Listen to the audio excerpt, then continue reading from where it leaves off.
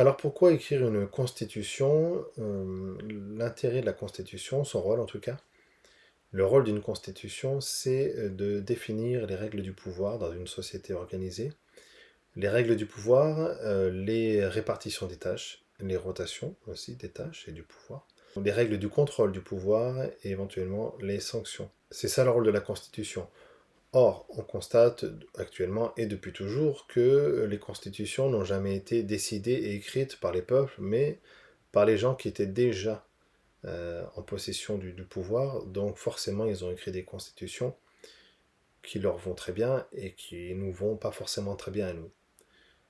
Donc ce qu'on sait très bien faire aujourd'hui, c'est, en tant que citoyen ou humain, c'est au quotidien, de mettre le doigt sur ce qui ne va pas, sur notre impuissance dans X domaine. On sait aussi très bien râler, dire que un tel, c'est un vilain, que tel système ne fonctionne pas, que il y a telle ou telle inégalité ou injustice. Ça, on sait le faire. Par contre, comment construire un système qui mettrait en marge ces problématiques, et ben ça, on ne sait pas le faire. On n'a jamais appris à le faire. On a très peu pratiqué ça. Et notamment dans notre capacité à discuter, à mettre en échange euh, différentes opinions contradictoires. On n'a pas appris à s'écouter, à se comprendre, à comprendre d'où vient telle manière de penser, plutôt que se concentrer sur la pensée, mais peut-être d'où elle vient, pourquoi la personne pense comme ça maintenant. Est-ce qu'elle en est à une étape suivante à la mienne, ou est-ce que j'ai raté quelque chose, ou est-ce que tous les deux on a raté quelque chose. Donc, bah forcément, le travail constitutionnel, pour nous, c'est comme réaliser une tâche qui nous paraît improbable, impossible, et donc très compliquée. Donc, bah, c'est comme toute chose, il suffit de se lancer. Au début, c'est la galère, et puis après, on progresse, et puis on se rend compte qu'on est capable de faire plein de choses. Donc, l'idée des ateliers constituants, c'est d'apprendre déjà, dans un premier temps, à écrire un texte en se mettant autour de la table entre plusieurs humains et se comprendre, se mettre d'accord. Euh, Là aussi c'est pareil, se mettre d'accord, on n'a pas l'habitude de ça, on n'est pas d'accord et c'est normal, chacun a son opinion. Euh, et je pense que on a à peu près tous sur les mêmes bases la même opinion. C'est-à-dire que si chacun prenait l'information, une information avec le même point de vue, à partir du même point de vue, donc c'est-à-dire à partir de la même source d'information, je pense que chacun conclurait de la même manière. Donc ce qui fait les différences d'opinion, donc de conclusion sur un sujet, c'est non pas la différence cognitive de chacun, mais plutôt le point de vue ou les différents points de vue que chacun a pu explorer dans sa vie, ou en tout cas se souvenir, ou en tout cas accorder du crédit. Et donc, l'intérêt dans la discussion, c'est plutôt de ne pas valider ou invalider ce que la personne conclut, mais plutôt de chercher à savoir pourquoi elle en est venue là. Qu'est-ce qui l'a amené à penser comme ça? Et donc, du coup, de l'accompagner dans son point de vue, non pas dans son opinion, mais de l'accompagner dans son point de vue pour ressentir, comprendre quels sont les points de vue qui l'amènent à conclure telle ou telle chose. Donc la discussion dans ces cas-là est beaucoup moins frontale et polarisée sur pour ou contre, mais plutôt en immersion sur un tas de points de vue différents pour, euh, pour chercher à comprendre pourquoi l'autre conclut comme ça. Et à ce jeu-là, je pense qu'on finit par, si tout le monde joue le jeu, on finit par tomber à peu près tous d'accord. Surtout sur un travail, sur un questionnement de répartition des tâches entre plusieurs personnes, en société en tout cas, C'est, je pense qu'on a à peu près tous les mêmes besoins, il me semble. Mais après, on les formulera peut-être différemment en fonction de notre expérience et de nos points de vue. Donc c'est pour ça que dans cette construction de la Constitution, on va utiliser une manière de discuter, non pas sur les conclusions de chacun, mais plutôt sur les points de vue, donc les points d'observation d'un phénomène qui peuvent être multiples. C'est-à-dire, par exemple, si j'observe un arbre, je me mets en face de lui de manière verticale, tout à fait standard.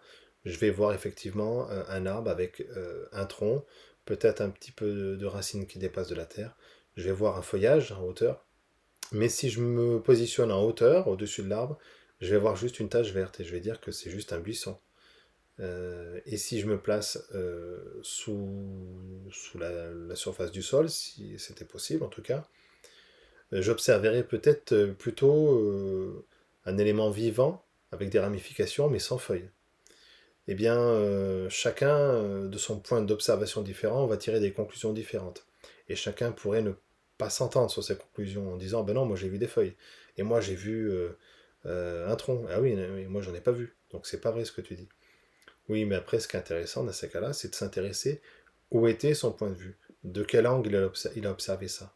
Et en mettant toutes ces observations et ces compréhensions de chacun, on va réussir à définir une image plus vaste et plus grande et plus générale et plus dézoomée sur une situation, donc là en l'occurrence sur un arbre. On va être capable de le décrire beaucoup plus dans sa globalité, mais en même temps dans ses détails. Donc on écrit une constitution pour créer des règles du pouvoir et d'organisation. Alors maintenant, qu'est-ce qui est constitutionnel et qu'est-ce qui ne l'est pas? Parce que dans les discussions, on va pouvoir partir un peu dans tous les sens. Rien que déjà, si on se consacre au travail constitutionnel, on va déjà partir dans tous les sens. Mais si on se laisse aller au-delà de la discussion constitutionnelle, c'est-à-dire peut-être sur une discussion législative, alors là, on va complètement se perdre. Parce qu'en plus, euh, les points de vue de chacun sont encore plus divergents que pour un travail constitutionnel. Je ne m'attarde pas là-dessus. En tout cas, ce que je veux dire, c'est que la question constitutionnelle va tourner autour de quelques questions majeures. Si on sort de ces questions, et alors on sort du travail constitutionnel. Qui exerce le pouvoir? Qui choisit les gens qui sont au pouvoir? Quelles sont les rotations des tâches et du pouvoir? Et comment on contrôle les personnes qui sont au pouvoir? Et comment on évite les abus de pouvoir? C'est à peu près la même chose. Donc voilà, ça tient en trois questions, je pense. Chaque discussion constitutionnelle doit répondre à l'une de ces questions. Si elle ne répond pas à l'une de ces questions, certainement, je peux me tromper, mais certainement qu'elles font partie d'une discussion plutôt législative, et là, c'est pas notre sujet. Ça peut être un sujet par la suite si on a écrit une constitution béton et qui tient bien. Ça peut être, et après, si on exerce dans le réel le, bah, l'exercice d'une organisation de la société avec des répartitions des tâches et du pouvoir définies par une constitution qu'on aurait écrite, là effectivement on peut commencer à travailler sur des lois plus spécifiques. Mais là, il ne s'agit pas de ça. Chaque jour suffit sa peine. Donc là, on va parler uniquement de travail constitutionnel. Donc si je veux parler de est-ce qu'on doit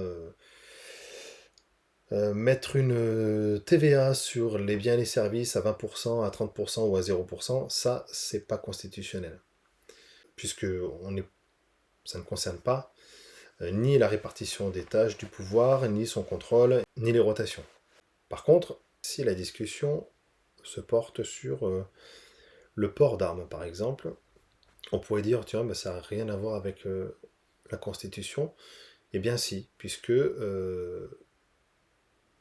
est-ce que celui qui porte une arme, ou ceux qui portent une arme, ont un pouvoir supplémentaire ou la possibilité d'abuser de leur pouvoir?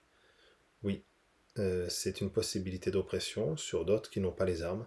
Donc il peut y avoir un abus de pouvoir. Donc on est bien sûr un sujet constitutionnel. Par exemple la monnaie, celui qui a le droit de créer la monnaie et et donc de l'offrir, enfin de la vendre à d'autres gens contre intérêt, a forcément un pouvoir sur les gens qui lui achètent cette monnaie. Donc c'est constitutionnel. J'ai évoqué dans les blocs aussi constitutionnels le journaliste, et effectivement, le journaliste, s'il ment sur ce qu'il observe, s'il désinforme finalement, c'est un pouvoir de tromperie sur les gens qui font confiance à ce genre de professionnels. Donc effectivement, la notion de journaliste est une question à se poser dans un travail constitutionnel. Voilà. J'espère avoir réussi à faire comprendre la distinction entre les discussions constitutionnelles et ce qui est de l'ordre du législatif. Encore une fois, le législatif ne nous intéresse pas, en tout cas pour l'instant.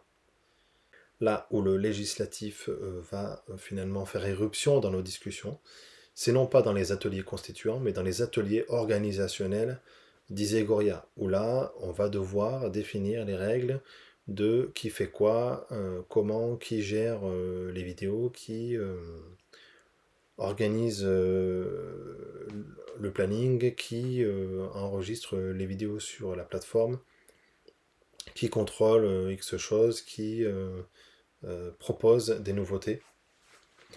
Donc là, on n'est plus sur on n'est plus sur le travail constitutionnel de base, mais plutôt sur l'application de règles sur une chose particulière qui est le projet Zégoria. Et dans ce cas-là, ça rejoint un petit peu, quelque part, le travail législatif. Voilà. Donc on va quand même, dans les ateliers organisationnels, faire autre chose que du constitutionnel, mais plus quelque chose, plus un entraînement au législatif, quoique ça va quand même un petit peu suivre des réflexions constitutionnelles, mais appliquées au projet Zégoria.